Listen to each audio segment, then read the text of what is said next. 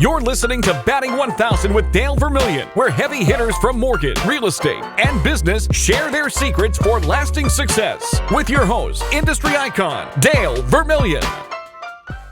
All right. Well, hello, everybody, and welcome to Batting 1000. I am so excited to be with you today, and this is where we bring in heavy hitters from the mortgage and finance industry to really help our clients, to help the mortgage industry at large, to help people out there in our financial services industry to really shine and succeed and basically bat 1,000. Get the tips and the techniques and the strategies from the best of the best so that you can really crush your numbers. Today, I am so excited and so honored to have Scott Payne with me. Scott is a longtime friend, longtime colleague.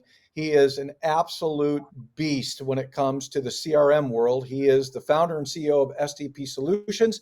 They're a lead management consulting company that really assists sales organizations, mortgage companies, and lenders with optimizing and improving their lead conversion metrics. And we all know how important that is. Scott was a prior VP of HomeCaptain, so he's got a lot of experience in the background. He worked at Velocify. He was a VP of Originations Marketing for 10 years at NationStar. He's loaded with experience, and he's just an absolutely great guy. So glad to have him. Scott, welcome to the show and to our, hey, this is the first podcast, and I couldn't think of a better guy to have on it. I'm honored to have you, my friend. Dale, I'm so excited to be here and so honored to be the first guest of this new endeavor. I'm so proud of you for moving into the podcast space. We have a podcast. You see the banner behind me here, but podcasts are fun. Welcome. And thanks for having me. They are.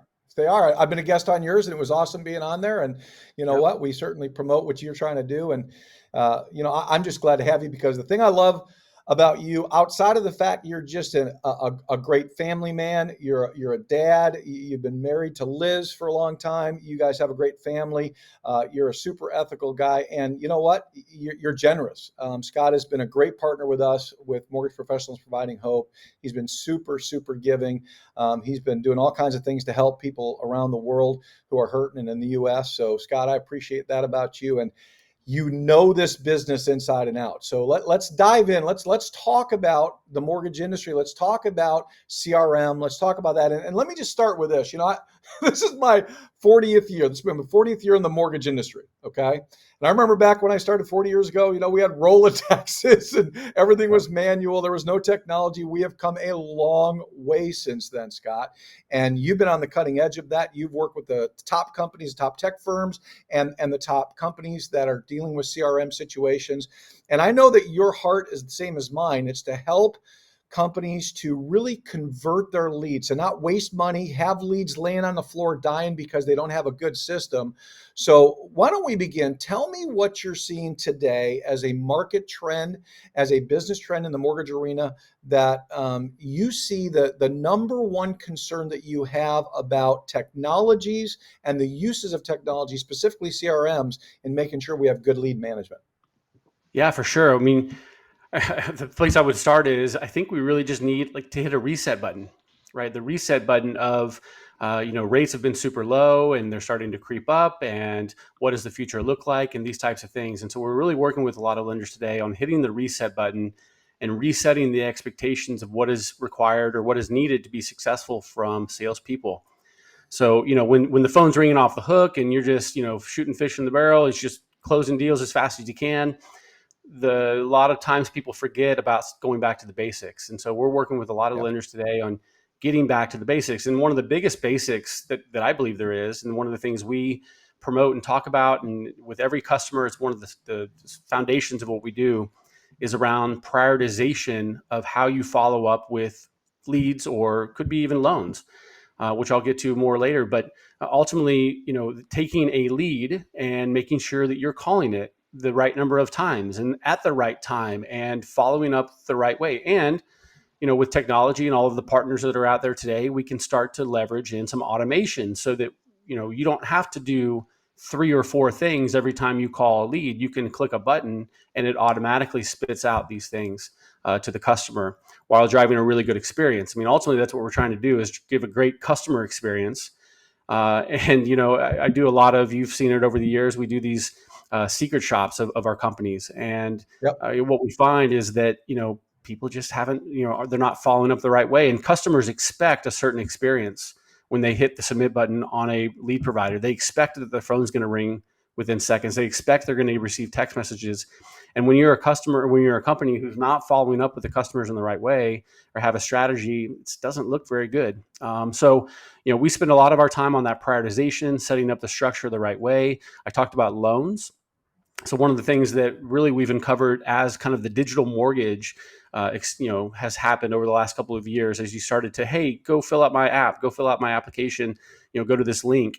Well, there's a lot of missed opportunity there, because sometimes if you give that link to a customer too early in the process, and you've given them and say, hey, go fill this out, and then they go fill it out, and then you ask them for their social security number, or you ask them to connect to their bank accounts.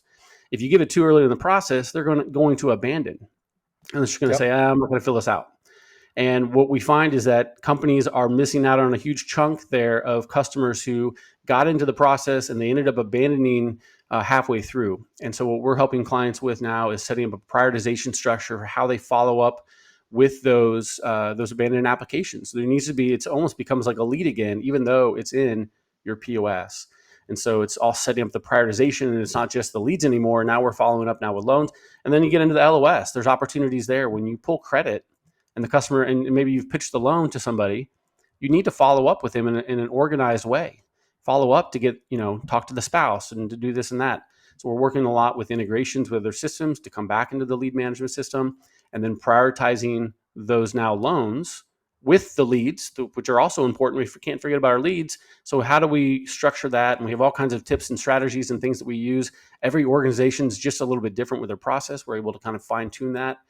And that's the foundation of what we do is the prioritization, saving the sales rep time, because they spend time thinking about what to do next, right? Just think of, when you get done doing a task and you need to figure out what to do next, the amount of time that you spend there is monumental. I mean, it's just a ton of time wasted every day. 40% of your day really is wasted. If you add up all of those, 1 minute here, 5 minutes here, 10 minutes here, you add all that, you've wasted 40% of your day. And so we're helping to reduce that down as low as possible so that you can make as many phone calls as you can per day, or send as many messages as you need to per day, or emails, whatever you need to do. We can save you some time in your day. And that's ultimately what we're trying to do. Okay. So I went through a lot. You just dropped about 20 golden nuggets there. And I so appreciate that. That's why I'm so glad you're on here. Let's start unpacking some of that. Okay. Yep. And I want to begin, let's kind of begin. Let's go back to the beginning. You said something so vitally important a moment ago, and that is this whole concept of use of time. I've always been a proponent and always believed that. And I say this all the time with loan officers that I train, and even leaders that I train, that the one thing that top producers and low producers have in common is 24 hours in a day. Okay. We all got that. At least we hope we got that today. Let's hope that's the case.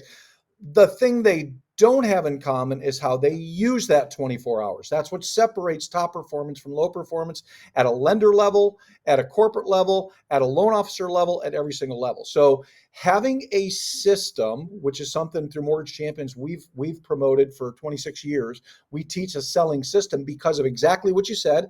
You need to go into every sale and you need to know exactly what it is you want to do and want to say in the process you want to follow, so you control that call and you're more efficient in that. But let's just unpack that a little bit, because you talked about that. You talked about prioritization. You talked about responsiveness, all critical things in providing a great customer experience. Let's start with first that prioritization piece. I've always been a proponent that all leads obviously are not alike. If you have 25 leads sitting in your queue today, there's going to be one that's the very best, one that's the very worst, and every one of those other 23 fall in order between those. Let's talk a little bit about what you see and what are some important attributes and some important things for loan officers to understand in prioritizing their leads, and then following that prioritization schedule and staying on that so you build those efficiencies. Because would you agree to this statement? Would you agree that from a customer experience standpoint, responsiveness is one of the key things that consumers point to as either creating a great experience or a bad experience? And that's really how you handle your leads and whether you prioritize them properly. Would you agree with that? Absolutely. When we talk a lot about speed to lead, being important and setting a really good first impression with a customer when that lead comes in. If you take 12 hours to call a lead, you're setting the expectation up front that you're not going to be as timely, right? And that's going to resonate with someone Yep. up front. They expect a Yep. response right away. So absolutely agree with that. So what would you, if you were to give best practices behaviors for what should your response time be from the time you get a lead till the time you call them? And I know, as quick as possible is the pat answer, but give us some statistics, give us some ideas on that, because I know you delve in this stuff all the time. And then give some tips on when you make that call. Give us a little bit of call cadence tips, some of the things that just really loan officers and lenders would need to understand to really maximize their lead productivity. For sure. And so, we do a lot of our work with the system Velocify. And Velocify over the year has done a ton of studies around, the effects of speed to lead or the effects of prioritization of these things. And the stat that, is always actually, it's on my mouse pad right here that I've had for years, is that 391% greater chance of converting the lead if you call the lead within 1 minute of the lead hitting your system. Yep. Now, a lot of times this is for internet leads. This is for if a customer maybe went to the, online and hit submit, but it also could be if you get a lead from your realtor or real estate agent. Yep. If you can call them quickly, you're not only showing value to your real estate agent or your partner, but you're also showing that customer like, hey, this is important. I'm an important customer to this lender. So that's really big. Now, from a prioritization standpoint and how we follow up and the structures that we do, every lead's a little different, right? So, could be, if it comes from a realtor partner, referral partner, maybe you don't need to call it as often as you would have someone who's you got online. So there's some nuanced stuff there. But I think where we're really starting to move the needle and identify opportunities is using not just the attributes of the data you have. So if you buy an internet lead and the type of loan that it is or the potential LTV or the loan amounts or whatever it is, we can help score that lead. And there's been scoring models forever. Always, Yep. you can go out there and buy a model and they can add a lead score. But where we're taking it to the next level now is using what we call it an engagement score. How engaged is your customer with your content? So most people send emails, right? And we can automate those emails, as we said. But are you tracking whether or not the customer has opened or, better yet, clicked on a link in the email? And Yep. if you're tracking those things and you have a system like Velocify does this, we're able to track when's the last time they opened or clicked on an email. And then we use that and score that metric into the scoring model. And the scoring model now can be used for your prioritization. So in your example of 25 leads to call, we can now use the score that looks at the data points on the lead record and the engagement. Someone who has maybe not the best attributes up front, but they're opening your emails and they're clicking on the link to go to your landing page to understand more about your process and what you do. These types of things are really valuable data points to have. So now we can use those, the engagement, we can score that differently. So that lead that was maybe number 20 is now at number 8 or 7. And as I go work through my list, I'm now calling those customers who are most engaged with me first.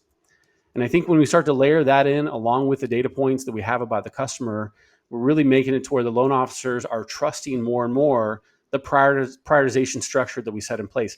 It's really hard to come up with a unified strategy for an organization because every loan officer does it a little differently. And as much as you try to get them to use the system, it just, sometimes they think they know best.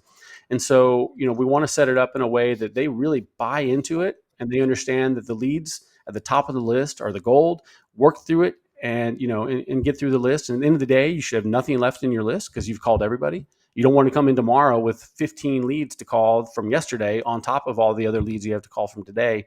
So really work to get through that list. And I think we've really seen some success with the buy-in from loan officers now saying, okay, I'm going to let the company take the wheel. I'm just going to work from top to bottom. They see the success. They're calling more leads and ultimately closing more loans.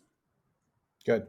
So address for me for a minute. We're talking about leads, and I know that you've got the consumer direct side, you've got the retail side, and we work with both sides of that house. You do too.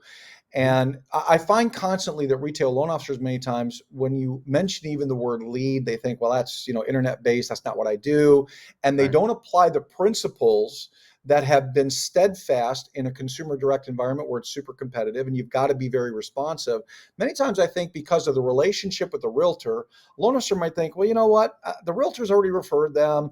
They've got trust in the realtor. I'm the lender of choice, so I don't have to get back right away.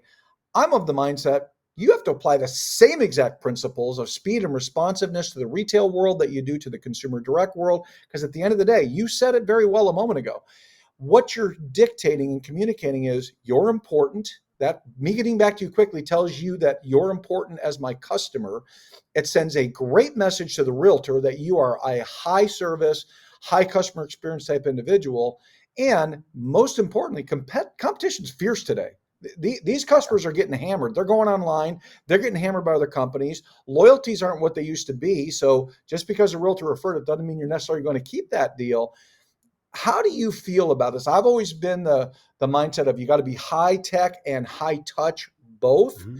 And you want to really apply these same principles into all worlds. Give me some thoughts on your view of that. Yeah, I mean, I think that, the worst thing that could happen for both the customer experience and also the realtor kind of trusting you is for your real estate agent to reach out to your customer, to the borrower, and say, hey, have you heard from the lender yet? And if they say no, not good for all parties, right? And so, my belief is you call them right away as soon as you can. Now, you may be at a closing, you might be, on the phone with someone else, but you need to have something in place that is at least notifying them right away. A good example we work with a lot today is consumer direct lenders who are working, we see a huge opportunity in overnight leads and weekend leads. So one of the examples I like to use, I have a lender out in St. Louis who we implemented this new weekend strategy, and they're a consumer direct lender, but on the weekend, they're a dad and they're out and about. They become kind of like a retail loan officer. They're doing stuff on their phone and remotely, not in the office. And so we've set up ways that loan officers, on the weekend can take these phone calls of a new lead coming in. And the message is this, is that, hey, Mr. Customer, I know it's Saturday. I'm actually at my son's soccer game, and it's halftime. I just decided to pick up and call you real quick. I just wanted you to introduce myself. You're going to receive an email that has my application link in there. It would be great if you could go fill it out for us so that on Monday morning when I come in, I can go ahead and get all the stats for you. But I just wanted to make sure you knew that you're important to us. And I'm going to call you on the Saturday, unlike other lenders who may not be calling you. And we use that tactic there to really show the customer, even if you can't take a full application, if you can at least have a brief conversation with them, build some trust, some credibility, and then drive them to your application, that's better than waiting 12 hours, 24 hours, 40 hours before you call them, and then trying to kind of play catch up from there. Awesome.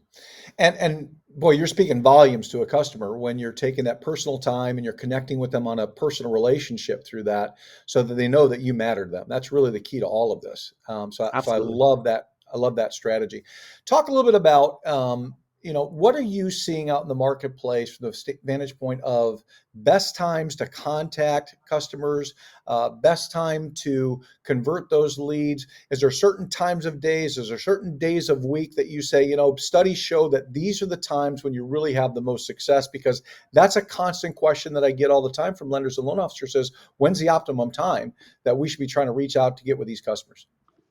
So there's two sides to this. One is the internet lead. I have a really good example for that, and then the realtor lead or the referral lead. We can talk a little differently there, but ultimately, there's a data point not a lot of people use and a lot of people think about, and that is what time of the day did the lead come into the system? Yep. And they forget about that date and time. Now, of course, day one, day two, you want to call them at different times throughout the day and try to get something, but try to always call them whenever you call them around the same time of the day that the lead came in. And actually, It's not just, let's say the lead comes in at noon, I need to call them at noon. My recommendation is to call them at 11:30, because someone who went on to an internet website and started to, look for a mortgage, they didn't just go to a website and hit submit. They were doing some research online 20 minutes before, 30 minutes before. And there's a good time there, right? So if it's 11:30, let's say, and it's my lunch break at work and I'm going out and shopping for a mortgage, it's probably a good time each day throughout the week that I'm available because it's my lunch break. Use that data point strategically to know when to call. We use this a lot on age leads, for example. So if I'm calling a lead that's 15 plus days old, you would not believe the number of contacts you'll get on some of your age leads, money you've already spent money on, dollars you've already spent that a lot of people have thrown in the trash can at this point, more than 15 days. But if you're using that strategy to call them around the same time of the day the lead came in, you're going to see some really gold in some of these leads because, think about a really competitive lead space where someone's hitting submit and they're getting calls from 5 lenders. They got blown up. Their phones are blown up. They're in a state of fatigue as it relates to the mortgage. Maybe they didn't move forward and it was just kind of fatigued through it. And you can let it rest for a little bit and then call them around the same time of the day that they put it in. It's huge. The idea came from, to be honest, when I was at NationStar, we had a huge servicing portfolio. And one of the ideas that I had was to go out and ask our servicing partners, could you provide me what time of the day customers call in to make a payment or to call in about a question about their mortgage? And we used that time of day for our outbound strategies. We said, okay, if they're available to call customer service historically around these times of the day, how can we use those strategically on our outbound efforts to try to get them on the phone? Good. So I think there's some really good gold data points that not a lot of people think about that you already have right there just by looking at what time did the lead come in. Awesome. Producer Jake here. Thanks so much for checking out episode 1 of Batting 1,000 with Dale Vermillion. As you can hear, Scott Payne shares a wealth of technical insights to help you improve your lead management and lead conversion practices. So here's what I need you to do. If you want to listen to the full episode, visit dalevermillion.com/Diamond Club to join a members-only club that has exclusive access to the full-length conversations Dale hosts with incredible guests like Scott. As a member, you'll not only get your own personalized feed to listen to Batting 1,000 in your favorite podcasting app, but access to the full video interview, plus gain access to transcripts, blog posts, and more. Become Diamond Club member today by visiting Dale Vermillion. That's DaleVermillion.com/Diamond Club. That's DIAMONDCLUB today. Thanks for listening.